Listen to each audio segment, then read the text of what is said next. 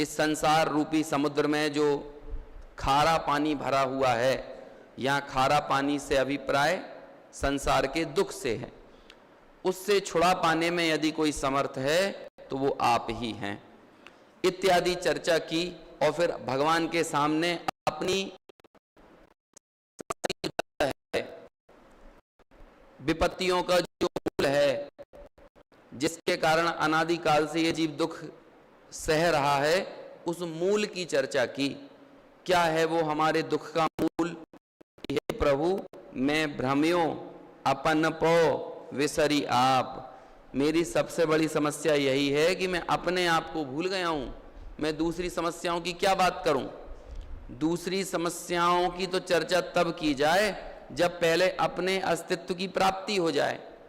हमें हमारा ही अस्तित्व स्वीकार नहीं हो पा रहा है। हम हमारी ही निज सत्ता से, क्या कहें, निज सत्ता का ही हमें बोध चला गया है, और समस्त पर सत्ताओं को निज सत्ता मानकर मैं उनको ही स्वपने से अनुभूति कर रहा हूं।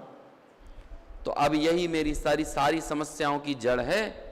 तो यहां कहा कि मैं भ्रम्यो अपन पो विसरी आप। और जब मैं अपने आप को भूल गया तो जो पुद्गल जिनका स्वामी है, ऐसे क्रोधादि भाव और कषायें, और फिर उन कषायों और कर्मों में होने वाले दो तरह के बंटवारे, एक मंद कषाय और एक तीव्र कषाय। मंद कषाय सो पुण्य कर्म, तीव्र कषाय सो पाप कर्म। और इन पुण्य और पाप रूपी इन दो कर्मों में, इन पुण्य और पाप के फल में मैंने क्या कर लिया है? एक को इष्ट माना है, एक को अनिष्ट माना है। तो उसे ही कहा अपनाए विधि फल पुण्य पाप, और निज को पर का करता पिछान, पर में अनिष्टता इष्ट ठान। यहां तक अपनी चर्चा हुई। अब ये जो मूल समस्या थी, जिसके कारण अनादिकालीन पंच परावर्तन रूप दुख ये निरंतर जीव सहता चला आ रहा है, 4 गति 84 लाख योनियों के निरंतर चक्कर, भव भ्रमण निरंतर चल रहा है, उसका मूल तो ये था अपनी सत्ता की खबर नहीं होना।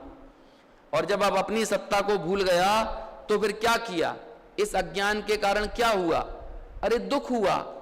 और उस दुख को बताने के लिए कौन आप बोलता? यहाँ पर कहेंगे वो चारों छंद अपन यहाँ पर पढ़ते हैं। जिन जिन के पास ये बीतराग विज्ञान है, उसमें ये पेज नंबर आप 4 निकालिए। पहले अपन चारों छंद पढ़ लेते हैं, फिर चारों पर एक साथ यहाँ पर चर्चा करेंगे। छंद क्रमांक 10 से लेकर छंद क्रमांक 13 तक आपको पढ़ना है। आकुलित भयो अज्ञान धारी, ज्यों मृग मृग तृष्णा जानिवारी। तन परिणति में आपो चितार, कबहू न अनुभव स्वपद सार। तुमको बिन जाने जो कलेश, पाए सो तुम जानत जिनेश। पशु नारक नर सुर गति मंझार, भवधर धर मरियो अनंत बार। लब्धि बल ते दयाल, तुम दर्शन पाए भयो खुशाल।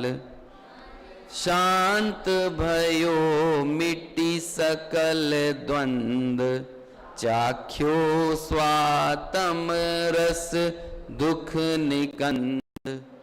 ताते अब ऐसी करहु नाथ, बिछुरे न कभी तो चरण साथ। तुम गुण गण को नहीं छेव देव, जग तारन को तुम विरद एव। देखिए क्या कहते हैं, बस अभी इतना ही पढ़ते हैं। कहां से बात शुरू करती है, की गई है कि जब मैं अपने आप को भूल गया। देखो ये पंक्तियां ऐसी हैं, जब अपने चित्त में भगवान के समक्ष बैठो अथवा भगवान से दूर भी हम हैं, दूर है इन द सेंस प्रत्यक्ष मंदिर में नहीं बैठे, तो भी इन पंक्तियों का जब गहराई में उतरकर विचार चले ना, तब जाकर ये कुछ कार्यकारी हों, और उसके अनुसार जब हमारे परिणाम इन शब्दों से जुड़ेंगे तो फिर जो अर्थ झरेगा वो हमारे भीतर में एक विशुद्धि पैदा करेगा, और उस विशुद्धि में देशना काम करती है। अकड़ के साथ देशना ग्रहण नहीं की जा सकती।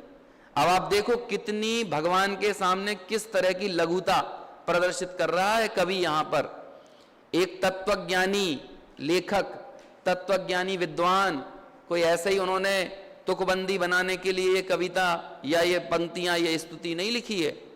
भीतर से अत्यंत भीगे हुए चित्त के साथ ये पंक्तियां वे कह रहे हैं, और जब भगवान के सामने ऐसी भीगी हुई परिणति हो तो वो विशुद्धि में ग्रहण की गई देशना फलवती होती है। देशना लब्धि के पहले विशुद्धि लब्धि होती है ना, तो विशुद्धि लब्धि अकड़ में तो नहीं हो सकती। अरे जो व्यक्ति भगवान के सामने भी अकड़ रहा हो, वो व्यक्ति कहां झुकेगा है?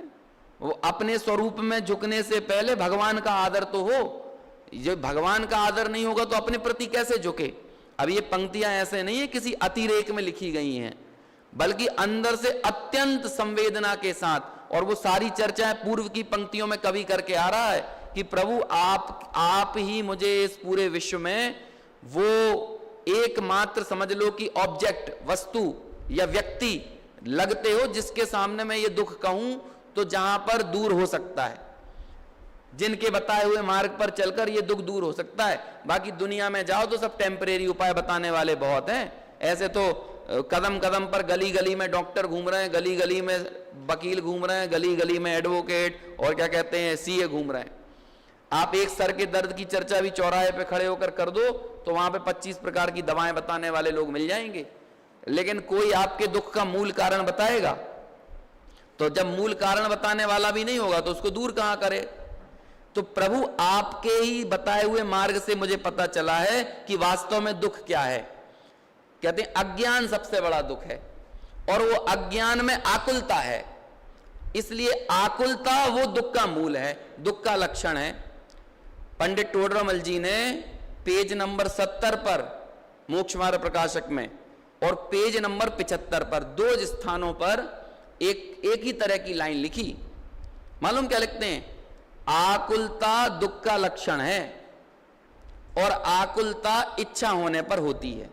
दो बार लिखा, एक आध शब्द का फेर होगा, बाकी ऑलमोस्ट सेम है। इच्छाओं से 4 प्रकार की इच्छा वाले प्रकरण में है, और उसके पहले 70 नंबर के पेज पर भी ये दो एक ही तरह की लाइन। अभी टोडरमल जी अनावश्यक किसी बात का दोहराव नहीं करते, लेकिन ये बात अपने हृदय में गहराई तक बैठा देना चाहते हैं। हम लोगों को क्या लगता है कि पुण्य हो तो थोड़ी सी सुख आ गया जीवन में, शुभ कर्म हो, मंद कषाय हो तो जीवन में सुख आ गया। कहते हैं ये अपने सुख को कषाय से चेक मत करो, आकुलता से चेक करो। यदि आकुलता मिटी है तो सुखी हो, और आकुलता नहीं मिटी तो क्या है? तब तो दुखी ही हो। और मंद कषाय में हो चाहे तीव्र कषाय में हो। अरे अभी आप लोग ही देखो, अपना यहाँ पर 8-8, 9-9 घंटे का ये आयोजन चल रहा है। 5 घंटे आप सुबह से, आज के दिन देखा जाए तो सुबह हमने प्रभात फेरी निकाली, उससे पहले पूजन विधान किया, उसके बाद 4-4.5 घंटे का विधान किया, पूजा की, फिर प्रभात फेरी, फिर 4.5 घंटे का विधान। घंटे 1.5 घंटे भी लोग वाग बैठ नहीं पाए, आराम नहीं कर पाए, और फिर यहां पर आ गए। अब 4-4.5 घंटे जब वो विधान चल रहा था, वहां भी एक आकुलता थी कि नहीं कि भैया आज ज्यादा से ज्यादा अर्घ ले लो, नहीं तो कल इतना समय मिलेगा नहीं। तो अब ये बताओ कि वो जो मंद कषाय रूप परिणति थी, शुभ क्रिया थी, शुभ भाव थे, अब उसमें भी मैं ये नहीं कह सकता कि क्रिया शुभ थी तो वहां पर भाव भी शुभ थे। ये तो क्योंकि अंतर मुहूर्त से ज्यादा परिणाम भाव एक जैसे रह नहीं सकते। इसलिए एक व्यक्ति जब 4 घंटे पूजा कर रहा है तो ऐसा नहीं हो सकता कि वो 4 घंटे तक ही मंद कषाय में रह जाए, क्योंकि ये नियम है, ये अखंड नियम है, इसको तोड़ा नहीं जा सकता। आप वहीं पर ही कषायों का उद्रेक अनुद्रेक देख रहे हैं। अध्रुवता है कषायों में, कषायों में कभी ध्रुवता नहीं होती, आश्रव में ध्रुवता नहीं होती, आश्रव अध्रुव है, तो वहां पर उसका कम ज्यादा पना चलता रहता है, और वो निगोदिया के भी चलता है। अकेले हमारी बात नहीं, हम संगी पंचेंद्रिय हो गए और थोड़ी सी शुभ भावों में ऐसा मानने लगे कि हमने बहुत बड़ा कुछ काम कर लिया। अरे वो एक नेचुरल प्रोसेस है, इनमें गड़बड़ होती रहती है। यदि निगोदिया की भी मंद कषाय रूप परिणाम ना हो काल लब्धि से, स्वयं नियोग से, तो फिर वो निगोद से स्थावर में, स्थावर से विकलत्रय में, विकलत्रय से पंचेंद्रिय में, फिर संगी पंचेंद्रिय में, फिर मनुष्य तक की यात्रा कैसे कर ले। भरत चक्रवर्ती के पुत्र थे ना, कितने 2-3 भाव बीच में धारण किए हो तो किए हो, एक भाव, हाँ एक भाव बोल रहे हैं पंडित जी साहब। और तुरंत के तुरंत देख लो अब वो कैसे हो गए। वो तो संगी पंचेंद्रिय भी नहीं था, मनुष्य भी नहीं था, देवगुरु शास्त्र की सन्निधि भी नहीं थी, लेकिन फिर भी क्या हुआ, परिणामों में ऐसा कषायों का अनुद्रेक हुआ कि वो उछल के ऊपर चक्रवर्ती का कौन बन गया, बेटा बन गया। आज अंबानी का कोई बेटा बन जाए तो हम लोगों को लगेगा कि भैया कितना पुण्य का उदय है। अरे अंबानी तो छोड़ो, चक्रवर्ती का बेटा बन गया, उसने कोई ऐसा नहीं किया कि देवगुरु शास्त्र की उपासना करी हो, है? वो भी सहज बन गया। तो इसलिए कहते हैं यदि हमें इन परिणामों में अपनाए विधिफल पुण्य पाप, ये हमारी भूल है, ये गलती है। और जब हम पुण्य और पाप के फल को अपनाते हैं तो आप ये समझ लेना कि वहां पर हम आकुलता को गले लगा रहे हैं। यदि पुण्य और पाप में से किसी एक को भी चुन रहे हैं, आश्रव को गले लगाना मतलब आकुलता को गले लगाना, आकुलता को गले लगाना मतलब आश्रव को गले लगाना। और भगवान आत्मा आकुलता स्वभाव वाला नहीं है। 74 नंबर की समय सार की गाथा में आश्रव के 5 विशेषण दिए, और जब अमृत चंद्राचार्य ने उसकी टीका लिखी तो हर विशेषण के विरुद्ध आत्मा का विरुद्ध विशेषण दिया। मालूम है वो कौन से 5 विशेषण हैं? कि आश्रव कैसा है, तो कहते हैं अध्रुव है, अनित्य है ना। और फिर तीसरा कौन सा है? अशरण है। फिर चौथा दुख रूप है और दुख का फल है। तो अमृत चंद्राचार्य अकेले आश्रव की बात नहीं करते, फिर वो उसके बगल में उसकी तुरंत अगली पंक्ति में भगवान आत्मा कैसा है वो बताते हैं कि भगवान आत्मा ध्रुव है, भगवान आत्मा नित्य है, भगवान आत्मा शरण है, परम शरण है। और आत्मा कैसा है? आकुलता लक्षण से रहित सदा अदुख रूप है। आश्रव दुख रूप है और आत्मा अदुख रूप है। तो अब हमने जब आकुलता को गले लगाया, चाहे वो मंद कषाय को अपनाया ही क्यों ना हो, तब भी आकुलता को ही अपनाया है। और आकुलता को अपनाया मतलब अज्ञान से ये जीव आकुलता में सुख मानता है। यही दौलत राम जी अपनी 6 ढाला में लिखते हैं ना, आत्म को हित है सुख सो सुख, आकुलता बिन कहिए। और वही बात यहां पर कह रहे हैं, क्या कहते हैं? आकुलित भयो अज्ञान धारी। और फिर आगे अगली वाली पंक्ति, ज्यों मृग मृग तृष्णा जानिवारे। अभी देखो मेरे पास ज्यादा समय नहीं है, नहीं तो मैं इस मृग तृष्णा को खोल के बताता आपको। दरअसल हमने ये मृग तृष्णा शब्द इतनी बार सुन लिया है कि हमें इस मृग तृष्णा शब्द में से कोई अर्थ झरता हुआ दिखाई नहीं देता। मृग तृष्णा मतलब क्या होता है? अच्छा, जब मृग तृष्णा होती है तो वो जो हिरण है ना मृग, वो दुखी दुखी होता है कि थोड़ा बीच में थोड़ा सा सुख का एहसास भी उसको होता है? कुछ तो सुख का एहसास होता होगा कि नहीं? अरे होता है। यदि सुख का आभास ना हो तो आगे दौड़ने का मोटिवेशन ना मिले।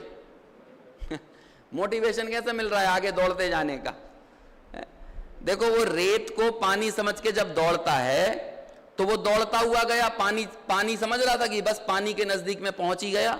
जब उसने लंबी दौड़ लगाई और जब वो वहां पहुंचा तो पानी और आगे सरक गया। जैसे पानी पूर्व में किसी स्थान पर पानी दिख रहा था ना, और फिर वहां पर रेत दिखने लगी, तब उसे ये लगता है चलो मैं पानी के थोड़े नजदीक तो आया, थोड़ा और दौड़ लूंगा तो पानी मिल जाएगा।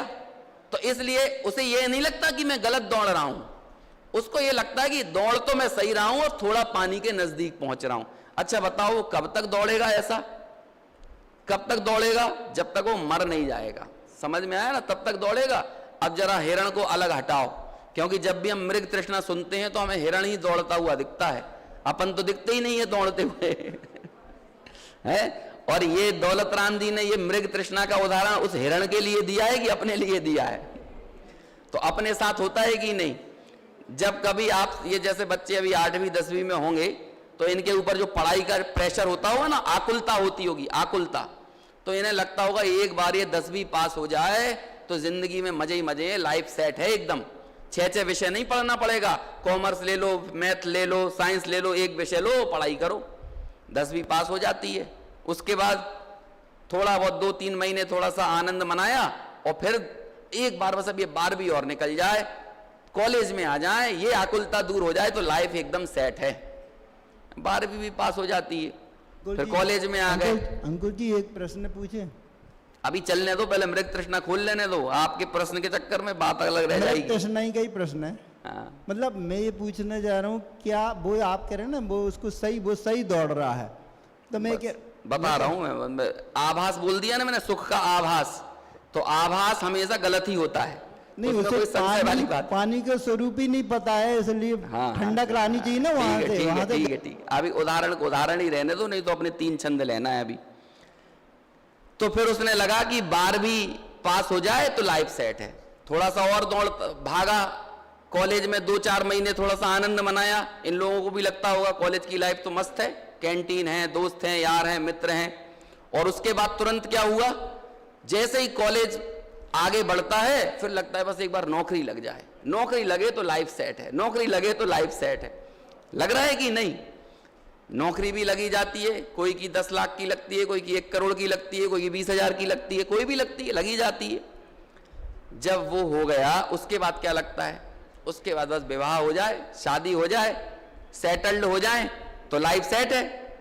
अब देखो जिंदगी में सबसे ज्यादा अनसेटल आदमी शादी के बाद होता है, लेकिन उसने नाम उसका रखा है सेटल्ड हो जाए। नाम हम लोगों की आदत है, अच्छे अच्छे नाम रखो बुरे से बुरी चीजों के लिए। हमने 4 कषायों के भी अच्छे नाम रख दिए हैं। हम डिसिप्लिन कह के क्रोध को संभाल लेते हैं, समझ में आया?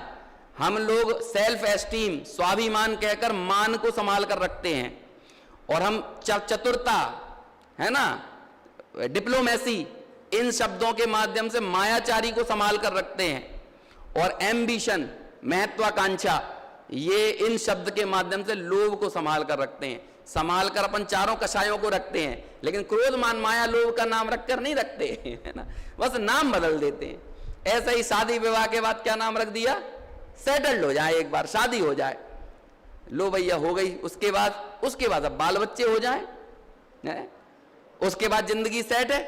अब बस उसे कदम कदम पर ये लग रहा है बस अब सुख आ ही तो गया, सुख आ ही तो गया, सुख आ ही तो गया, लेकिन निरंतर वो अस्त व्यस्त रहने का अभ्यस्त हो जाता है। अस्त व्यस्तता बढ़ रही है निरंतर, लेकिन अस्त व्यस्त रहने के लिए अभ्यस्त हो गया है। अब उसे ये लगता है ऐसा ही रहना जिंदगी है।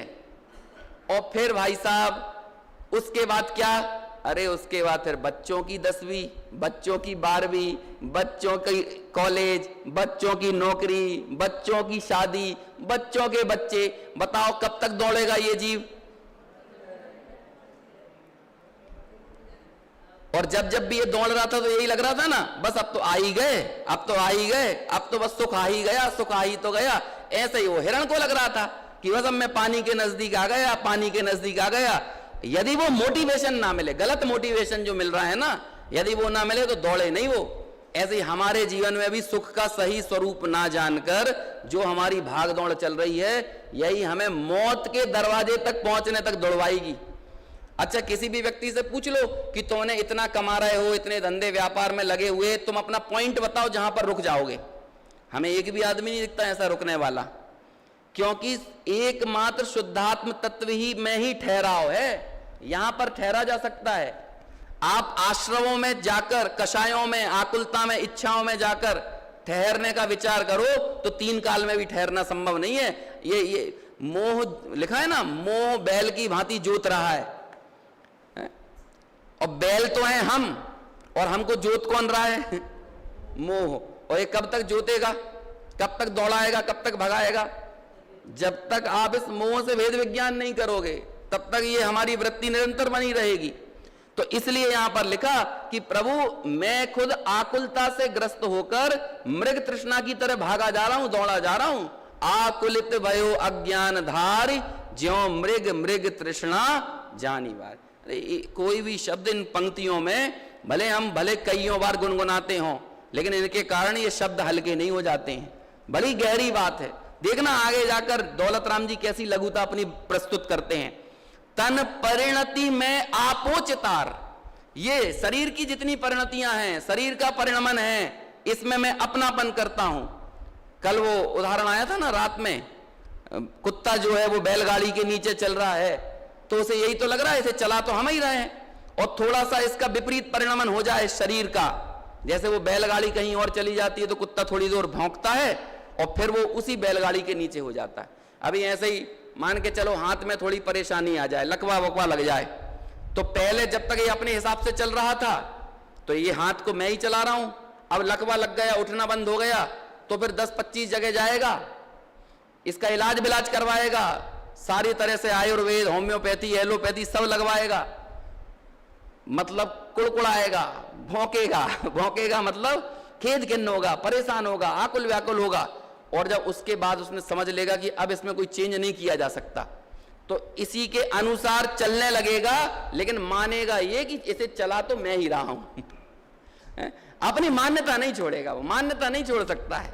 समझ में आया? ये है तन परिणति में आपोचितार। और क्या कह रहे हैं? कवहु ना अनुभवो स्वपद सार, और इसने आज तक भी अपने स्वपद जो सर्वोत्तम सार है उसको कभी ग्रहण नहीं किया। देखो आगे क्या कहा। अब देखो प्रभु, तुम्हें नहीं जानने के कारण जो कलेश मैंने पाए हैं, अब तुम सर्वज्ञ भगवान हो, तुम्हें मैं क्या बताऊं? मेरा ऐसा कौन सा दुख है जो तुम नहीं जानते? तुम जानते हो, सब जानते हो। ये लिखा ना आगे, पाए सो तुम जानत जिनेश।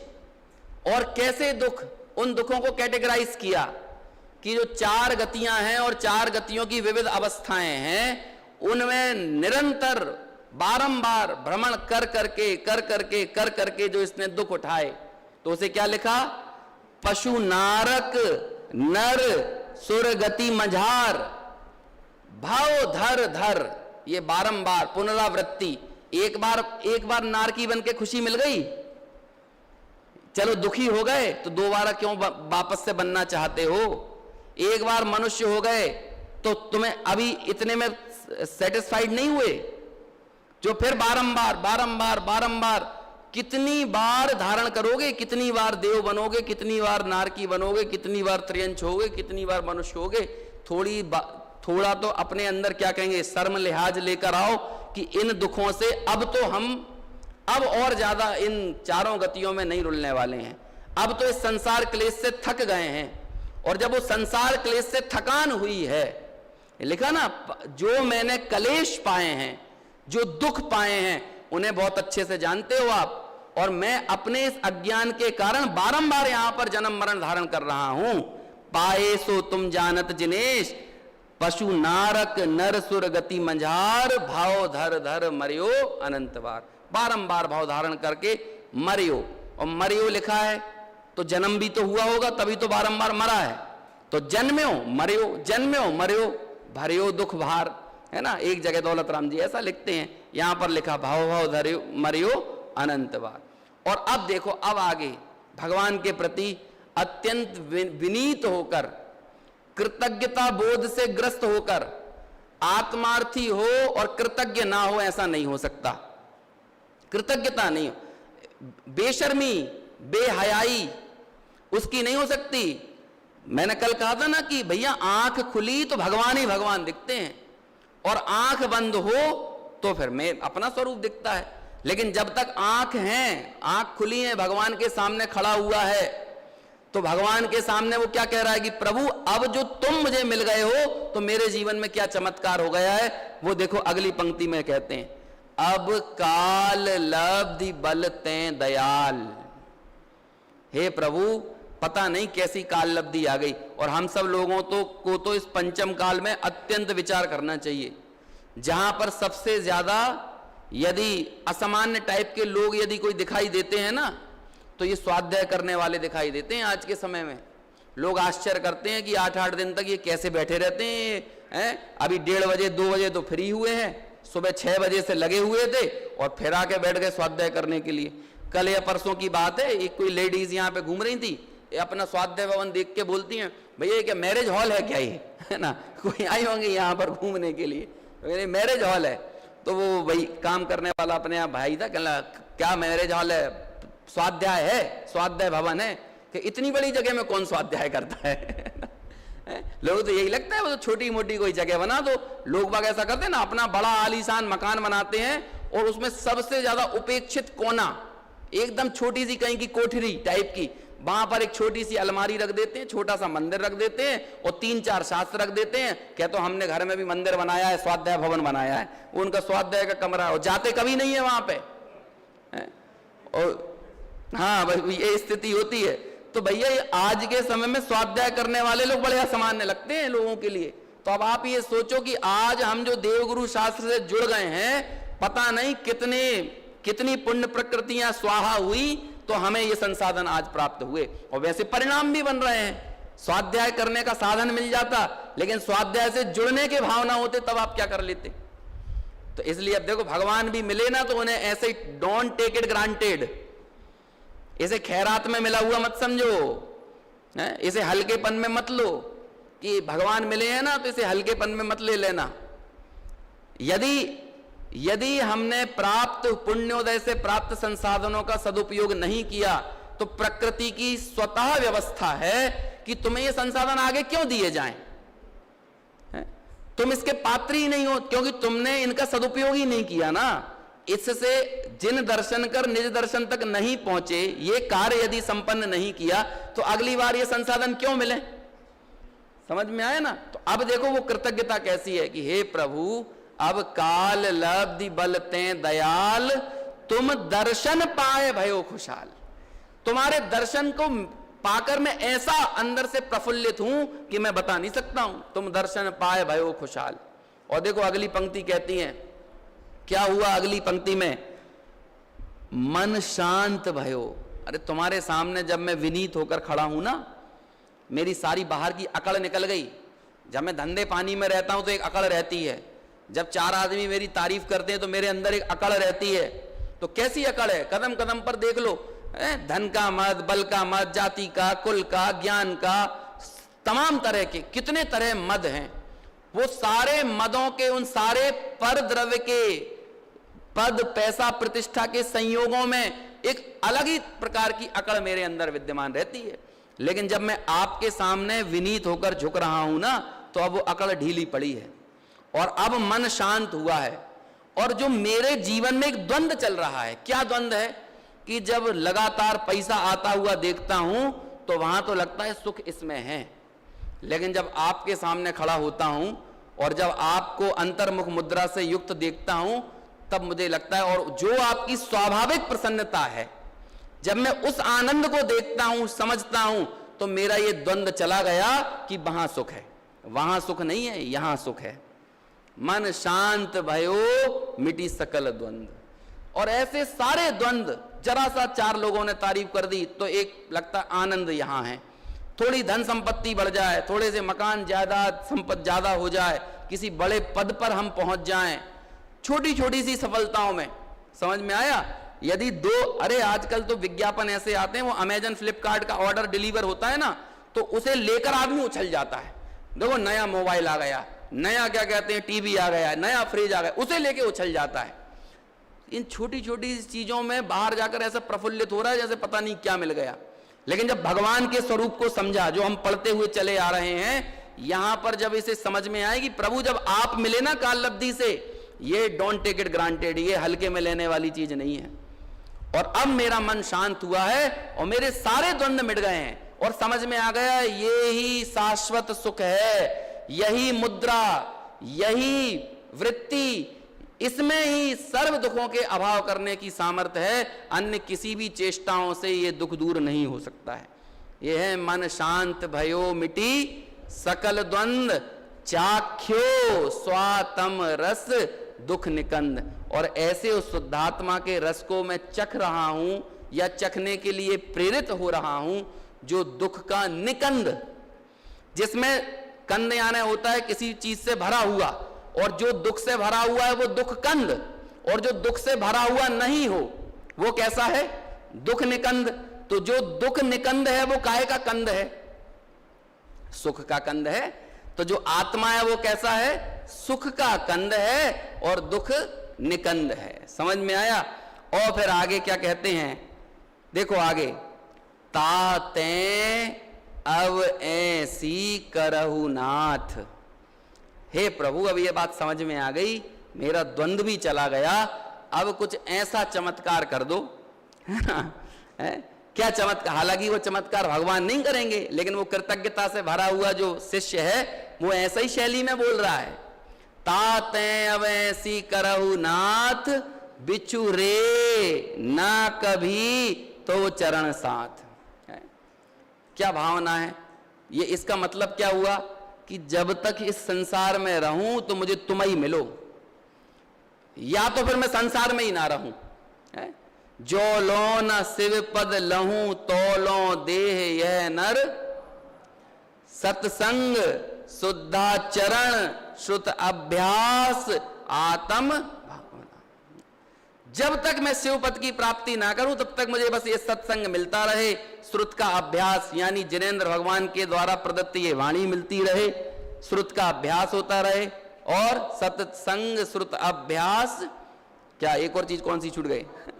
और आत्म भावना, शुद्धात्मा की भावना, शुद्धात्मा में स्थित होने की अंतः प्रेरणा, ये मेरे चित्त में हमेशा जागृत रहे। और क्या कहते हैं आगे देखो, तुम गण गुण गण को नहीं छेव देव। हे प्रभु, अब आपके बारे में कितने गुणों का बखान करूं?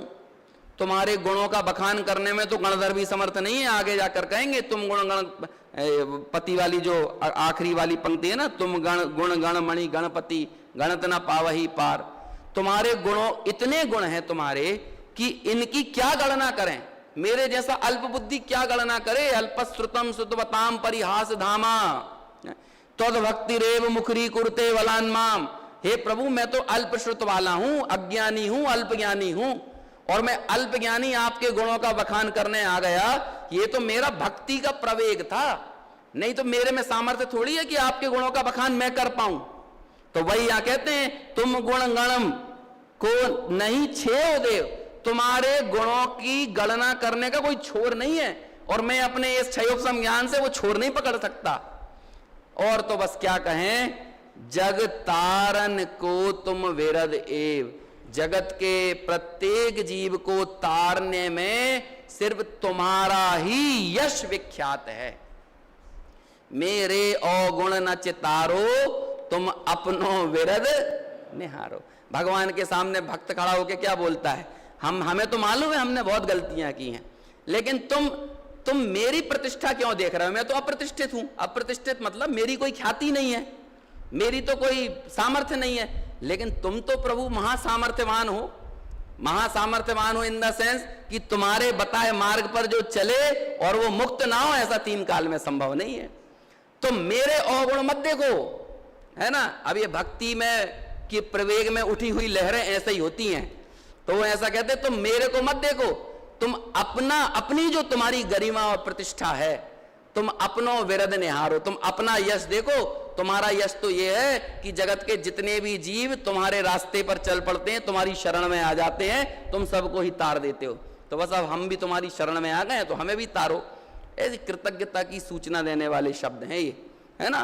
देखो, जब आपके जीवन में आत्मार्थ की अंतः भावना जागती है ना, तो दो गुण स्वाभाविक रूप से विकसित होते हैं, एक कृतज्ञता और एक समर्पण, त्याग, समर्पण। ये अपने आप स्वाभाविक रूप से, स्वाभाविक व्यक्ति के, और इन गुणों में ही आप बाकी गुणों को समाहित कर लो।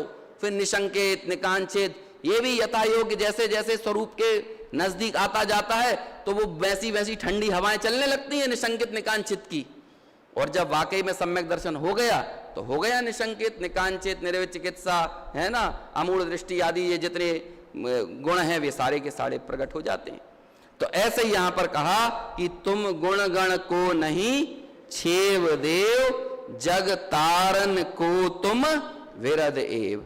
और 2 मिनट का टाइम बचा है, अगला छंद और अपन देखते हैं। अब देखो, इसे साथ में पढ़ते हैं।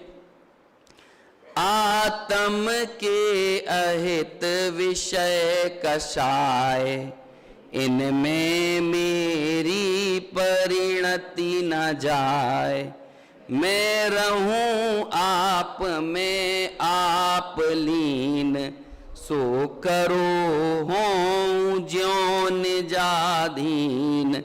अब देखो ऊपर की पंक्ति में तो कह रहे हैं कि तुम अपनी शरण में लिए रहो, लेकिन नीचे की पंक्ति में एकदम से टर्न ले लिया। कहते हैं हम तुम्हारी शरण में इसलिए आए हैं क्योंकि तुम ही वो हो जो हमें विषय कसाय से निरंतर बचने की प्रेरणा देते हो, तुमसे ही मिलती है, तुम्हारे बताए मार्ग पर चलकर ही मिलती है। और अगली पंक्ति में कह दिया आत्मा का अहित यदि इस जगत में किसी कारण है तो वो किससे है? विषय कषाय। हम नौ कर्म को भले कितना ही दोष देते फिरें, लेकिन नो कर्म इज नथिंग, वो कुछ नहीं है। ये जो अपना विकार अपनी भूल से पैदा हुआ है, और अब वो भूल क्या है? मैं भ्रम्यो अपन पो विसरी आप, ये भूल है। और इस भूल के कारण मैं निरंतर पुण्य पाप के फल में पड़कर मैं विषय कसायों का सेवन करता हूं, और उस विषय कसायों में जाकर निरंतर और आकुल व्याकुल होता हूं। तो अब तो मेरी एक यही भावना है प्रभु कि ये आत्मा का अहित करने वाले जो विषय कषाय हैं, इनमें मेरी परिणति न जाए। और ये परिणति इन विषय कषायों में कब नहीं जाएगी? कब नहीं जाएगी? तो आगे लिखते हैं मैं रहूं आप में आप लीन। अब ये वाली लाइन आपको कोई पंक्तियों की याद दिलाती है? मूल गाथाओं की, किन्हीं मूल गाथाओं की याद दिलाती है?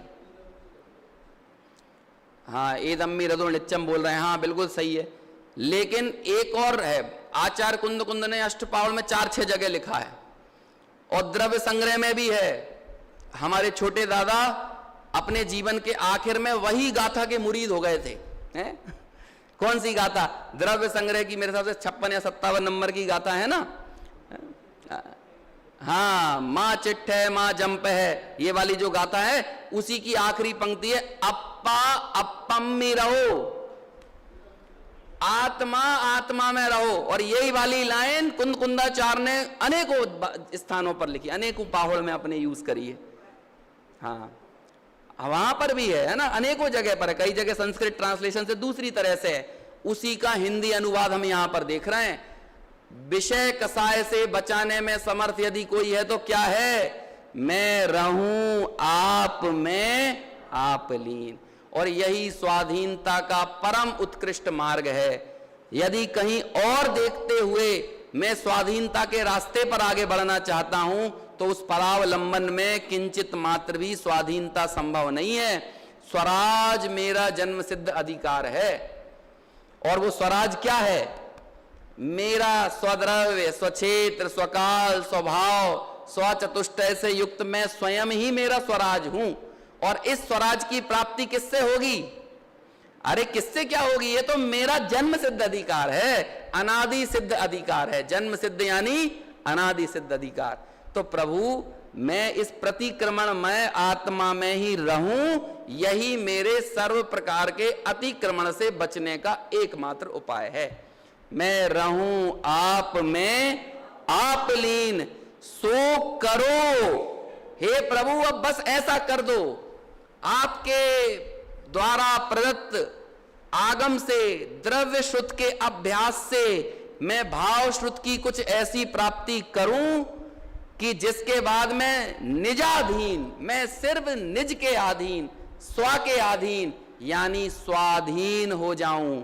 लेकिन उसकी मांग किससे कर रहे हैं? भगवान से कर रहे हैं। और भगवान कह रहे हैं यहां क्या मांग रहे हो? हमने तो जो रास्ता तुम्हें बताया है, तुम अपने स्वभाव में ही रहो तो तुम स्वयं ही स्वाधीन हो जाओगे।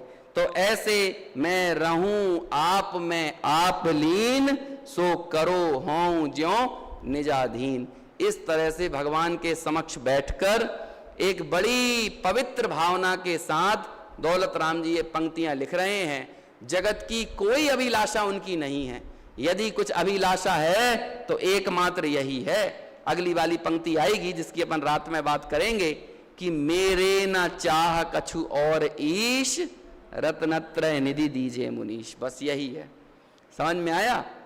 ऐसी एकमात्र पवित्र भावना मोक्ष मार्ग में ही आगे बढ़ने की ना कोई विषयों की आकांक्षा है, ना कषायों की पुष्टि की आकांक्षा है, एकमात्र स्वाधीन होने का ही लक्ष्य लेकर ये पंक्तियां दौलत राम जी लिख रहे हैं, जिन पर अपन यहाँ पर इनकी अंतिम 4 जो पंक्तियां बची हैं, 4 छंद बचे हैं, उस पर शाम के समय बात करेंगे।